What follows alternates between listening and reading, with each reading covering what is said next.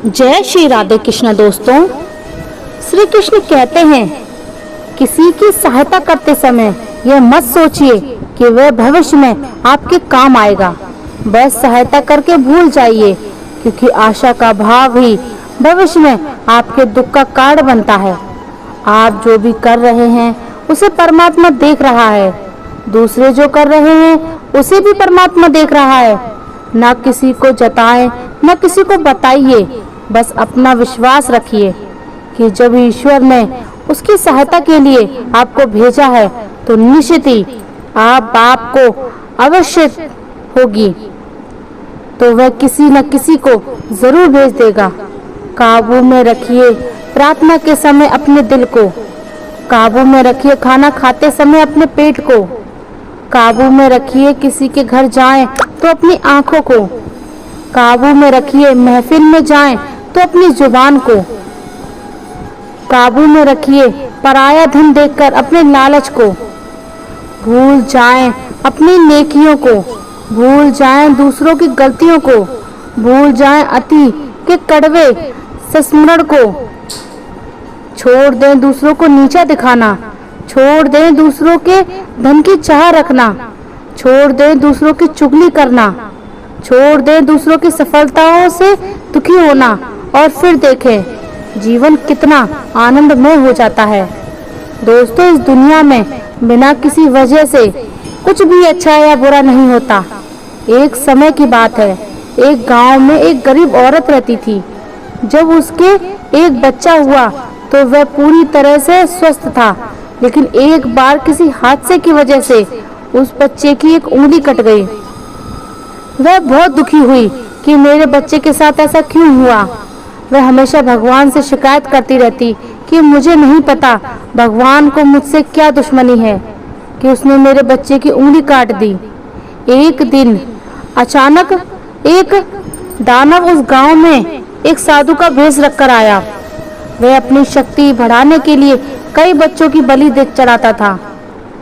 उसने इस बच्चे को भी देखा और उसे उठाकर ले गया, लेकिन जैसे ही उसने उसका बलिदान देना चाहा, उसे अपने गुरु की बात याद आई कि किसी भी बच्चे का बलिदान तभी किया जा सकता है जब उसके सारे अंग सही सलामत हों, और उसे मजबूरन उस बच्चे को घर वापस भेजना पड़ा। जब उसकी माँ ने अपने बच्चे को सुरक्षित और स्वस्थ देखा तो उसे ये समझ में आया कि इस दुनिया में जो भी होता है वह चाहे अच्छा हो या बुरा, बिना किसी कारण के नहीं होता। तो दोस्तों, इससे हमें यह सीख मिलती है कि किसी भी हालात में आप बिना कुछ काम किए और उसके नतीजे पाए बिना नहीं रह सकते। यह संभव नहीं है कि आसानी से शरीर एक सेकंड के लिए भी बिना किसी काम के चल सके। यह संभव नहीं है कि इस ब्रह्मांड का एक भी कण बिना कोई काम किए एक सेकंड भी जी सके। काम करना हमारी जिंदगी का एक अहम हिस्सा है। जब हम सोते हैं तो हमारा दिमाग कहीं और होता है। हम सपने देखते हैं, हम सांस लेते हैं। हमारे शरीर के हर हिस्से में लाखों सूक्ष्म कण अपने अपने काम में लगे होते हैं। हम कभी भी काम करने से नहीं बच सकते, और भगवान श्री कृष्ण कहते हैं कि हमें किसी काम में बंधना नहीं चाहिए। जो भी हम करें उसे उस विश्वास के साथ करें कि यह मैं नहीं कर रहा, बल्कि ऊपर वाला ही मुझसे करवा रहा है। मैं सिर्फ एक कारण हूँ। यह काम मैं नहीं कर रहा हूँ, यह मेरे द्वारा नहीं हो रहा है। जब हमारी सोच इस स्तर की होगी तो हम कभी भी दुख नहीं पाएंगे, कभी भी उदास नहीं होंगे, और कभी भी गर्व महसूस नहीं करेंगे। दोस्तों, दूसरों के गुलाम बनकर खुश होने के बजाय हमें आज़ाद रहना चाहिए और अपने दुखों का सामना करना चाहिए, चाहे जीवन में कितनी भी परेशानियां क्यों ना हो। लेकिन अगर आप आज़ाद हैं तो आप ही वास्तविक हैं। भगवद गीता में इंसानों की गुलामी को मौत से भी बुरा बताया गया है। इंसान किसी का गुलाम नहीं होता, वह अपने मन और अपने विचारों का गुलाम होता है। कभी भी किसी भी इंसान को अपने ऊपर हावी मत होने दो, भगवान श्री कृष्ण कहते हैं कि किसी इंसान के दुखी होने का सबसे बड़ा कारण लगाव होता है। इस लगाव से अज्ञानता आती है और जिंदगी में समस्याएं शुरू हो जाती हैं।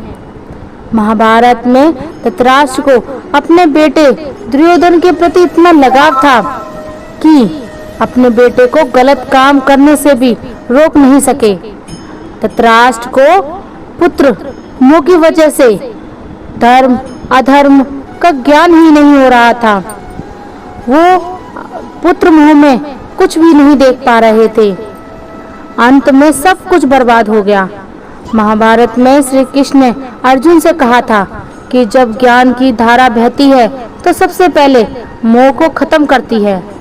मोह को इसलिए खत्म करती है क्योंकि मोह में अज्ञान है। ग्रीस का सम्राट अलेक्जेंडर पूरी दुनिया को जीतना चाहता था। एक दिन एक नागा साधु ने अलेक्जेंडर से पूछा कि जब तुम पूरी दुनिया जीत लोगे तो उसके बाद क्या करोगे, क्योंकि इसके अलावा तो और कोई है ही नहीं। इतना ही नहीं, साधु जोर जोर से हंसने लगा। संत की बात सुनकर निराश हो गया। उसने संत साधु से कहा कि हंसो मत, ये सच है, लेकिन मैंने आज तक इस बारे में नहीं सोचा है। उसने अभी तक दुनिया को नहीं जीता था, लेकिन वह जीतने के ख्याल से ही निराश था, क्योंकि अगर वह पूरी दुनिया जीत लेगा तो उसके पास और कुछ जीतने के लिए बचेगा ही नहीं। अलेक्जेंडर ने साधु से पूछा, आप हंस क्यों रहे हैं? साधु ने जवाब दिया, भले ही तुम पूरी दुनिया जीत लो, तुम फिर भी निराश रहोगे। तुम दुनिया पर राज करने की चिंता में लगे हो, जबकि मेरे पास कुछ नहीं है। फिर भी मैं हमेशा खुश रहूंगा, क्योंकि मैं किसी चीज से जुड़ा नहीं हूँ। जुड़ाव के कारण ही जिंदगी में दुख आते हैं। ये जुड़ाव घर और परिवार, सफलता, आराम और इज्जत का हो सकता है। जहाँ भी जुड़ाव होता है वहाँ दुख होगा। जब मोह सफल होता है तो दुख होता है, और जब ये असफल होता है तब दुख होता है। श्री कृष्ण कहते हैं कि जब कोई लगाव छोड़ देता है तो उसे मेरा आशीर्वाद मिलता है। बिना लगाव वाला व्यक्ति सबसे ऊंचा होता है, उसे खुशी मिलती है। इसलिए हमें लगाव छोड़ देना चाहिए और जो कुछ हमारे पास है उसी में संतुष्ट रहना चाहिए। अगर ज्यादा पाने का मोह है तो दुख तो निश्चित है। पिछले की चिंता मत करो, भविष्य की चिंता मत करो। अभी का जो समय चल रहा है उसमें आनंद से रहो। तुम्हारे पास क्या था जो तुमने खो दिया? तुम किस बात पर रो रहे हो? तुम क्या लेकर आए और क्या खो दिया? तुमने क्या बनाया जो नष्ट हो गया? तुम कुछ भी अपने साथ नहीं लेकर जाते। जो भी आया वह यहीं से लिया, जो भी दिया यहीं पर दिया। सब खाली हाथ आए थे, खाली हाथ ही चले जाएंगे। जो तुम्हारा है वह कल किसी और का था, परसों किसी और का होगा। तुम इसे अपना समझकर उलझ रहे हो, बस यही दुख का कारण है। यही तुम्हारे दुखों की वजह है। दोस्तों, एक बार एक आदमी समुद्र के किनारे घूम रहा था। तभी अचानक उसकी नजर एक चांदी की छड़ी पर पड़ी, जो तैरते तैरते किनारे पर आ गई थी। वह खुश हुआ और उसने पूछा। तुरंत वह छड़ी उठा ली। अब वह उस छड़ी के सहारे चलने लगा। जब सूरज चढ़ा तो उसे समुद्र में नहाने का मन हुआ। उसने सोचा कि अगर उसने छड़ी को किनारे पर रख दिया और नहाने चला गया तो कोई उसे ले जाएगा। इसलिए उसने छड़ी हाथ में ही रखकर नहाना शुरू कर दिया। फिर एक बड़ी लहर आई और अचानक छड़ी को बहाकर ले गई।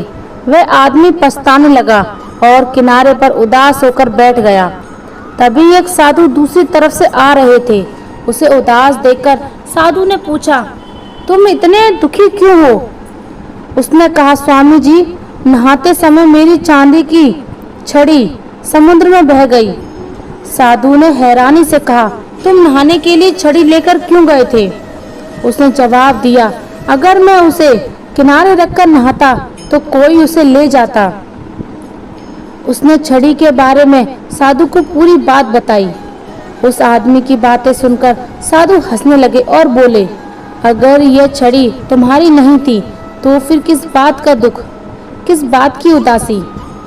दोस्तों, कभी कभी कुछ खुशियाँ अपने आप आ जाती हैं और कभी कभी मेहनत से मिलती हैं। जो खुशियाँ खुदा की तरफ से आती हैं, हमें उनकी तारीफ करने का भी वक्त नहीं मिलता। आदमी उन सभी सुख सुविधाओं को गिनने में लगा रहता है जो उनके पास नहीं है।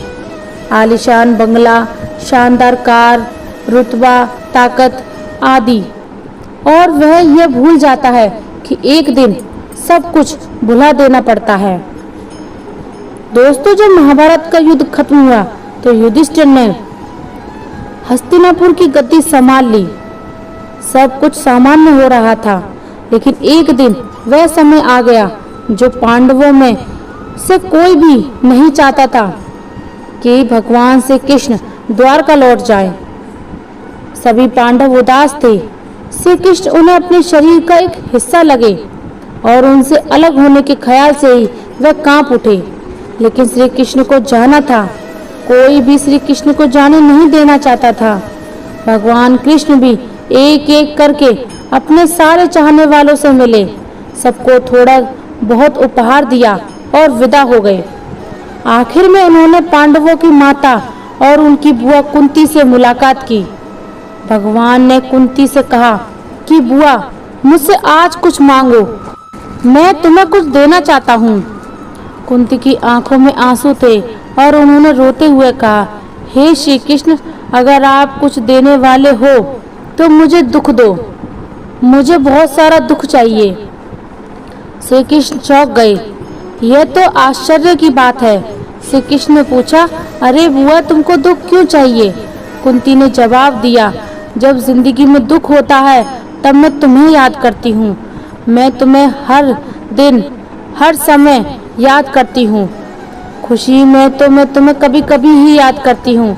अगर मैं तुम्हें याद करूँगी तो मैं तुम्हारी पूजा और प्रार्थना कर पाऊंगी। दोस्तों, तभी भगवान श्री कृष्ण कहते हैं कि जब भी मेरा भक्त सच्चे दिल से मुझे पुकारता है, उसकी मदद जरूर करता हूँ। दोस्तों, भगवान के नाम से ही सारी परेशानियाँ दूर हो जाती हैं। कहा जाता है कि संगीत का असर होता है और संगति का भी असर होता है। जैसी संगति वैसी ही जिंदगी। तुम अच्छे हो, लेकिन अगर तुम्हारी संगति बुरी है तो तुम बर्बाद हो जाओगे।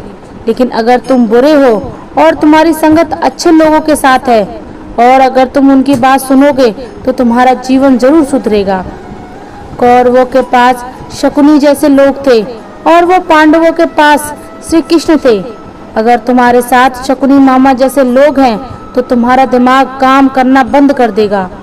महाभारत में कई ऐसे दोस्त थे जिन्होंने अपनी ही सेना के खिलाफ युद्ध किया। कई लोग थे जो किसी न किसी समय पर अपनी बारी बदलकर कौरवों या पांडवों के साथ चले गए। इसलिए कहा जाता है कि कई बार दुश्मन दोस्त के भेष में हमारे साथ आते हैं और हमसे कई तरह के राज ले जाते हैं। कुछ दोस्त ऐसे होते हैं जो दोनों तरफ होते हैं। दोस्तों, शकुनी ने पांडवों को फंसाने के लिए जुए का आयोजन किया, जिस वजह से पांडवों ने सब कुछ गवा दिया और अंत में उन्होंने द्रौपदी को भी दांव पर लगा दिया। सबको पता है कि उसके बाद क्या हुआ। वह जुआ की साजिश थी। हमेशा इन चीज़ों से दूर रहना चाहिए। ये इंसान की जिंदगी को अंधकार में डाल देती है। महाभारत में श्री कृष्ण ने ये अच्छी तरह से पांडवों को सिखाया था, समझाया था कि जब कोई मुद्दा शांति से हल नहीं हो पाता तो युद्ध ही एकमात्र विकल्प बचता है। कायर लोग युद्ध से पीछे हट जाते हैं। युद्ध भूमि पर पहुंचने के बाद भी अर्जुन लड़ाई नहीं करना चाहते थे। तब भगवान श्री कृष्ण ने उन्हें बताया कि ना तो कोई मरता है और ना ही कोई मारता है, सब बस एक साधन है। आत्मा अमर होती है तो फिर मारने या मरने से डरने की क्या बात है। जिंदगी में हमेशा दयालु, उदार और अच्छे रहना महाभारत की तरह नहीं चलता। दोस्तों, कर्ण ने जीवन के उतार चढ़ाव हमें सब सिखाते हैं कि ये दुनिया कितनी कठोर है। और अपने अस्तित्व को बनाए रखना कितना मुश्किल है।